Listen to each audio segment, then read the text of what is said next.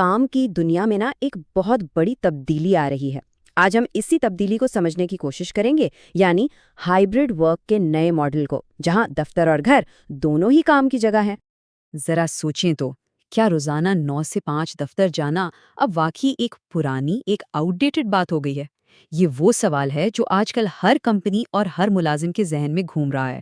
دیکھیے، corona virus نے ہمارے کام کرنے کا طریقہ ہمیشہ کے لیے بدل دیا ہے۔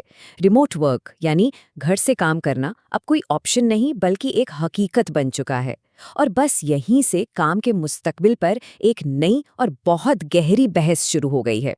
اس بحث کے دو بالکل واضح پہلو ہیں۔ ایک طرف ہے گھر سے کام کرنے کی آزادی اور لچک، اور دوسری طرف ہے دفتر کا روایتی منظم ماحول۔ دونوں کے اپنے فائدے ہیں اور دونوں کے اپنے دلائل۔ تو چلیں پہلے ان لوگوں کی بات کرتے ہیں جو سمجھتے ہیں کہ گھر سے کام کرنا ہی بہترین انتخاب ہے۔ آخر وہ ایسا کیوں سوچتے ہیں؟ ان کے دلائل کیا ہیں؟ اس کے 3 بڑے فائدے گنوائے جاتے ہیں۔ پہلا، روزانہ سفر کا قیمتی وقت اور توانائی بچتی ہے۔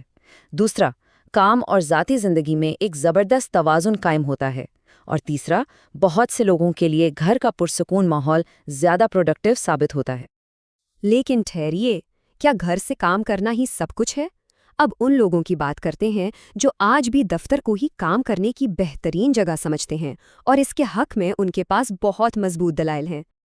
دیکھیں، دفتر ہمیں ایک روٹین اور ڈسپلن سکھاتا ہے، ٹیم کے ساتھ مل کر کام کرنے اور نئے آئیڈیاز پر بات کرنے کا موقع دیتا ہے۔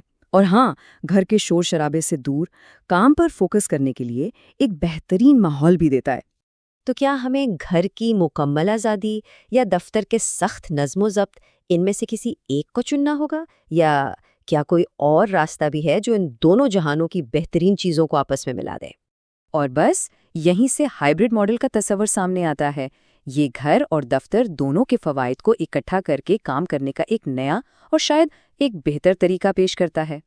ہائبرڈ ماڈل کا مطلب سیدھا سا ہے کہ ملازمین اپنا کچھ وقت دفتر میں گزاریں اور کچھ دن گھر سے کام کریں۔ اس طرح انہیں دفتر میں ٹیم کے ساتھ مل کر کام کرنے کا موقع بھی ملتا ہے، اور گھر پر توجہ سے کام کرنے کی آزادی بھی، یعنی دونوں جہانوں کے فائدے۔ لیکن آخر میں یہ فیصلہ ہر شخص اور ہر ادارے کا اپنا ہے۔ کوئی ایک ماڈل سب کے لیے بہترین نہیں ہو سکتا۔ اصل بات تو یہ ہے کہ کسی کے لیے کیا چیز بہتر کام کرتی ہے۔ تو پھر اصل سوال یہ ہے، اپنی مرضی سے کام کرنے کی مکمل آزادی کو چنا جائے گا یا ایک منظم اور روایتی ساخت کو؟ اسی جواب میں کام کے مستقبل کی سمت چھپی ہے۔ کام کا مستقبل آخر کیا ہوگا یہ تو وقت ہی بتائے گا، لیکن اس طرح کے مزید دلچسپ اور اہم موضوعات پر گہرائی سے جاننے کے لیے ہمارے ساتھ جڑے رہیں۔